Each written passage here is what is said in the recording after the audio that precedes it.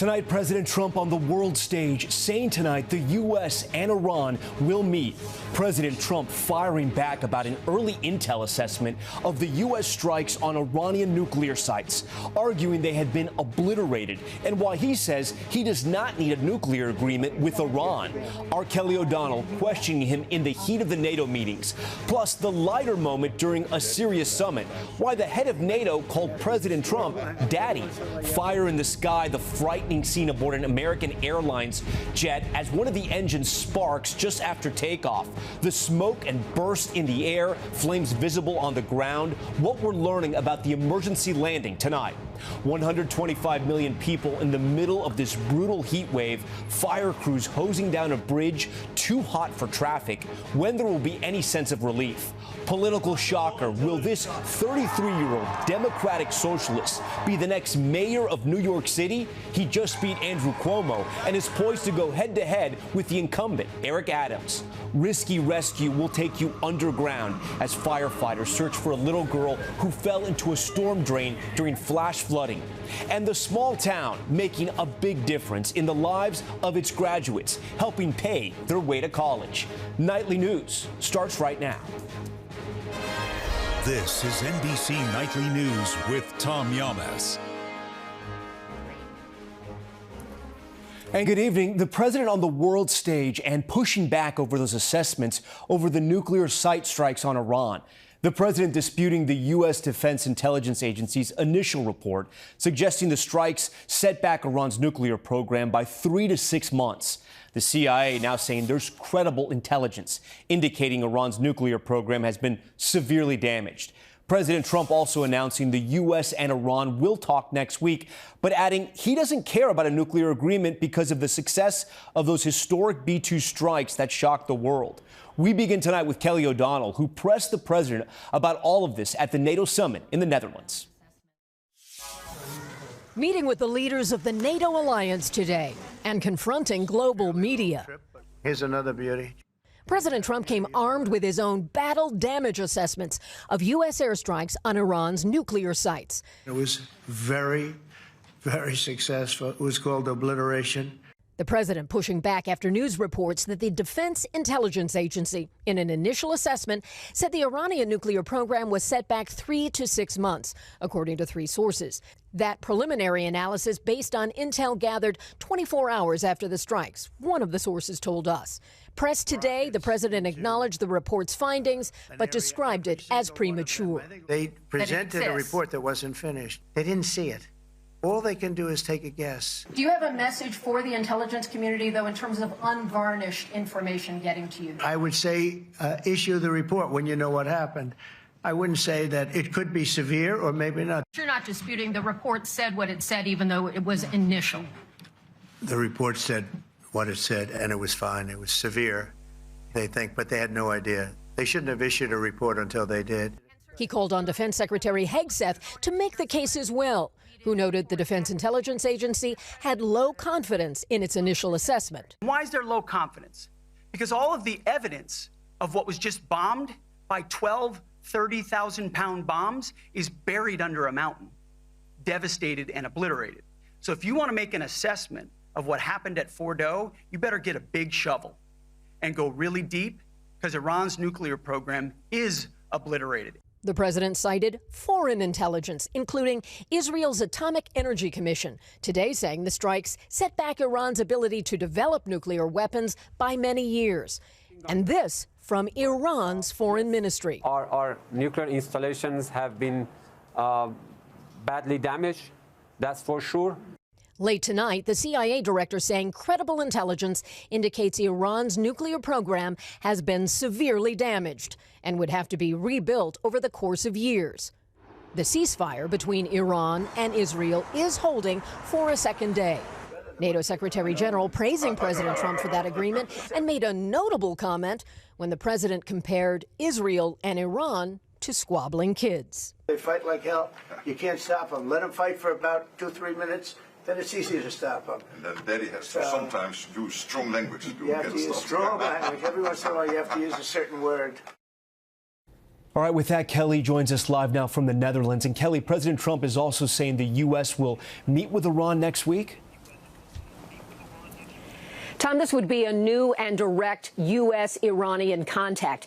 And the president said he's considering asking Iran to sign a nuclear agreement, but then said it's probably not necessary because he believes Iran will not work to rebuild its nuclear program. Tom? Kelly O'Donnell for us tonight. Kelly, thank you. Now to the severe weather developing tonight. 6 tornadoes reported across Minnesota with reports of sirens blaring south of Minneapolis. It's the latest severe weather in what has been a volatile spring and start of summer. Bill Cairns is here tonight. And Bill, we look at your radar right over your shoulder there. It's pretty active tonight. Yeah, southern Minnesota now spreading into Wisconsin, Tom, is the area of concern. Tornado watch is up till 10 o'clock this evening. We've had those 6 reported tornadoes, most of those near Heartland here. Now our concerns are drifting more to the east with some of our stronger storms. I have my eye on this one storm. Shows a well-defined hook on here with that tornado warning. This storm will be heading towards La Crosse eventually. So far, we've heard about one barn that's been down, a lot of trees down. No reports of any injuries at this point, but this is still a breaking situation. All right, good news so far. People will have to take cover there. It does come on top of this heat wave and these incredible images we've been seeing really across the country. Things you probably even can't believe in some cases. Here you have firefighters spraying down a bridge after it was shut down from overheating. And Bill, 125 million people impacted by this heat? Yes, and we're past the worst of it, but it doesn't mean it's over by any means. So tomorrow, if you're about Philadelphia northwards, you get a little bit of a break. It'll feel like typical summer. It's still going to feel like you're walking in the oven from the Ohio Valley through Roanoke, Raleigh, Norfolk, all of these areas really hot. The final piece of relief will make a little bit in the mid-Atlantic. Baltimore gets a little bit of a break on Friday, but for our friends in the mid-Atlantic, Tom, all the way to the Ohio Valley, summer's here to stay. Yeah, those 90s are too. All right, Bill, we thank you for that. We now want to go to that scare in the air on board an American Airlines flight this morning, departing from Las Vegas. Video captured sparks and smoke coming from one of the plane's engines moments before it was forced to turn around and land. Our Steve Patterson takes us through what happened. Tonight, a terrifying moment after takeoff. American 6065, same tension. Looks like you have some flames coming out of the engine. Yeah, we're going to have to return. Video showing flames flickering from the plane's right side, accompanied by what appears to be a constant knocking from the engine. The American Airlines flight spewing a smoke trail across the skies over Sin City, spotted from the ground after a witness says they heard an audible boom. The Charlotte-bound flight from Las Vegas took off shortly before 8 this morning with 153 passengers and 6 crew members. Within minutes, the plane was forced to turn around, landing back safely on the ground in Vegas. Authorities say no one was injured. American Airlines calling the incident a mechanical issue, adding the aircraft taxied to the gate under its own power and customers deplaned normally, adding there was no evidence of fire in the engine. It appears to be what is known as a compressor stall. When this happens, it scares everybody on the airplane, but the pilots will pull the power levers back and reduce the thrust being put out by the engine, and that typically will settle the engine down. The FAA tonight says they will investigate, and the plane has been taken out of service. A short scare for those on board, now thankful to be back on solid ground. Steve Patterson, NBC News. All right, we turn now to a stunning upset in the Democratic mayoral primary here in New York. A 33-year-old Democratic socialist beating out the former governor, and the race watched closely by Democrats nationwide, weighing the future of their party. Here's Emily Aketa. In the nation's most populated city, a political earthquake after 33-year-old Zohran Mamdani declared victory in the Democratic primary in New York City's mayoral race. In our New York, the power belongs to the people. The little-known state lawmaker, a Democratic socialist, upending former Governor Andrew Cuomo, a political heavyweight with name recognition, financial backing, and major endorsements. Cuomo conceding as votes are still being counted. Tonight was not our night. Tonight was Assemblyman Mamdani's night. Cuomo hoped the primary would mark the start of a political comeback, 4 years after he resigned over sexual harassment allegations, which he denied. We have just begun our walk through the entirety of Manhattan. But Mamdani electrifying many voters through his talk to anyone style and viral videos. Just how big of an upset is this? It's a major upset. It's a clarion call for the National Democrats. Pay attention to young voters. Have an appetite for big ideas. With the hopes of landing And here at City Hall, Mamdani has campaigned on making New York City more affordable with free buses and rent freezes with the help of higher taxes on the wealthy. These are sort of policies that I think are very tangible and give people the ability to actually imagine a future in New York. Today, President Trump called Mamdani a communist lunatic, writing, "Democrats have crossed the line." If elected, he would become the first Muslim mayor in New York City. Throughout the primary, he faced criticism over his stance on the Israeli government and limited experience. This is a man who has done nothing.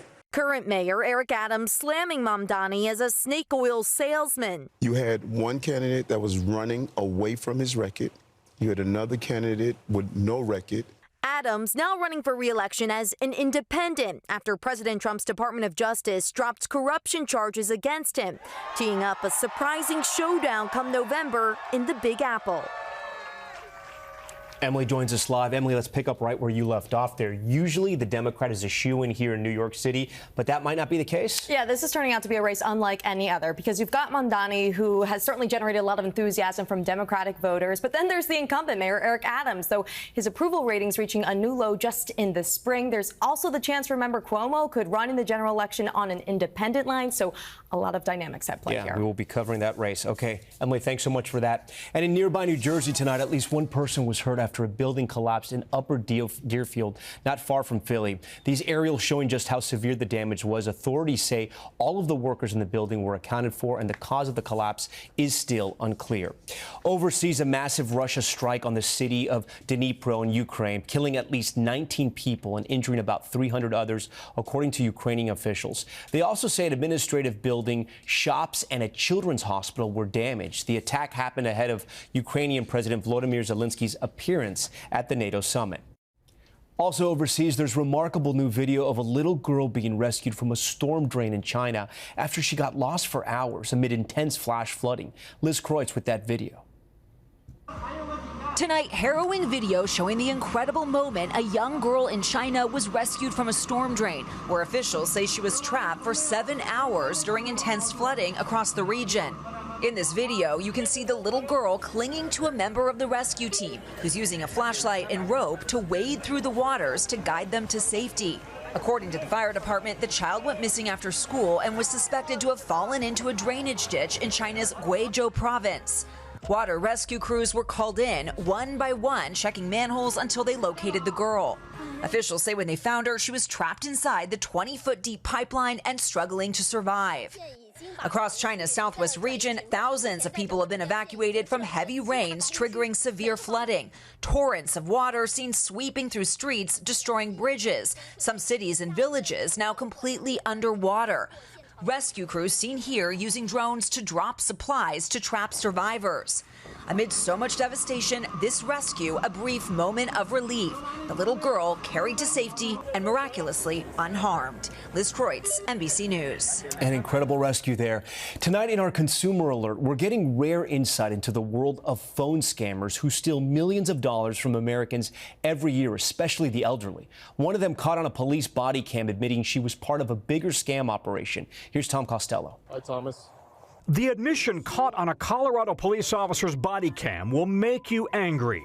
A woman calling herself Rebecca admits she just scammed a senior couple out of $20,000. Who is this that I'm speaking to? The person who scammed them. You scammed them? Yes. Why? For the money. So they got the gift cards and I got the money from it. Tom and Sue told our Denver affiliate KUSA TV that they'd received an email that they owed money for a phone they didn't buy with a number to call.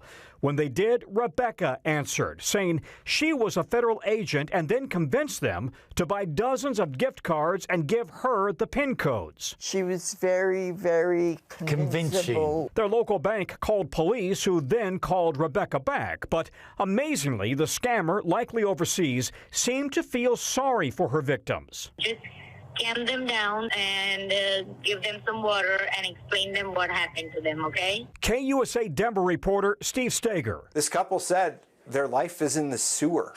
They have to start saving again from scratch at age 75. Scam investigator Aaron West says international criminal networks run a multi-billion-dollar global scandemic. These groups are operating out of massive compounds using human trafficked workers and forcing them to execute these scams around the world all day, every day. And it's very difficult to get stolen money back. To avoid being taken, be suspicious of anyone trying to befriend you electronically.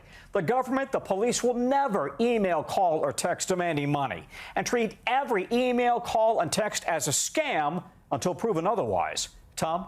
All right, Tom Costello with some good tips tonight. When we come back, millions of Americans use buy now, pay later, but there's a big change coming. What it could mean for you after this short break. We are back now with a major change that could impact millions of people who shop using buy now, pay later. It's become so popular. Those purchases will soon be a factor in your credit score. Christine Romans is here. And Christine, what does this mean for the people at home? You know, Tom, 15% of Americans used buy now, pay later last year. It really started with big ticket items like exercise equipment and kids' braces. But now it's even small food deliveries. Instead of using a high interest rate credit card, it's a short-term loan, usually paid in 4 installments, interest-free. And it's really popular, especially with young people. And now FICO, the big credit score company, announced it'll start factoring these types of loans into scores this fall. And Tom, it can cut both ways. Make those payments on time, and it's a way to build up your credit. But take on too many loans and miss payments, that's going to hurt your score.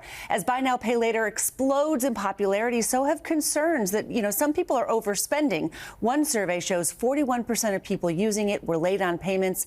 Tom, their credit scores soon will reflect that. 41%. Wow. Yeah, late on at least one loan. All right, Christine, we thank you for that. And we're back in a moment with the latest on the manhunt for a shooter near a popular spot in Santa Monica. What's happening here? We're back now with a manhunt in Southern California. Authorities are urging people to stay away from the area near the Santa Monica Place Mall. The details of a shooting there are still unclear, but police say the shooter is still at large, releasing this picture of the suspect. A police officer was injured during the response. It's unclear if that officer was shot. Also tonight, check out this monster jellyfish washing up on Maine's shore. The bright red lion's mane is almost 5 feet wide and was spotted on a beach in South Portland. And get this, another one was seen a little bit further down the coast. Jellyfish aren't unusual, I should say, in Maine, but this one's a different story. Their tentacles can reach up to 100 feet. Officials are warning people not to touch it and to tell a lifeguard if they see one on the beach or in the waters. The small town with a big heart, how they gave their graduates thousands of reasons to be grateful as they head off to college.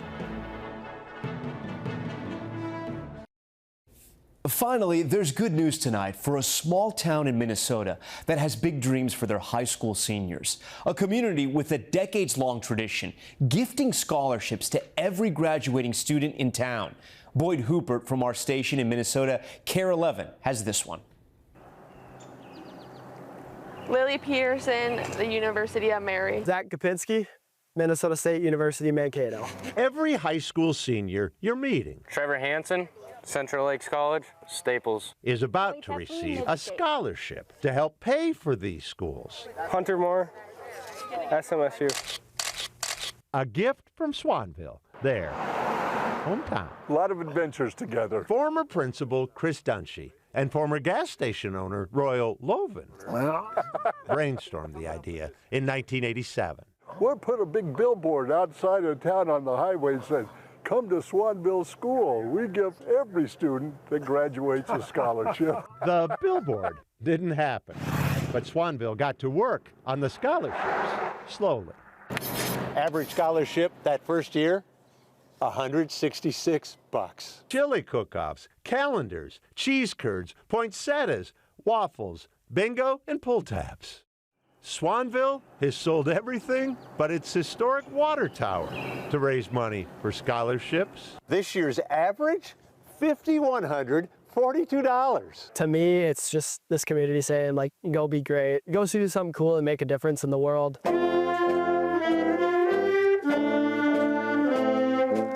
Zach Kopinski, grand total of $5,000. Wherever you go, know that Swanville is always home. Swanville's class of 2025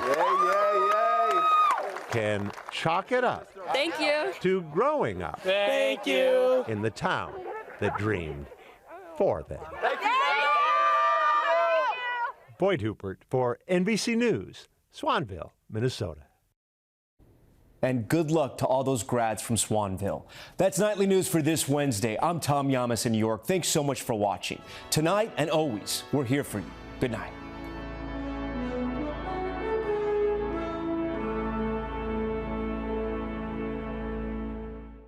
We thank you for watching, and remember, stay updated on breaking news and top stories on the NBC News app or watch live on our YouTube channel.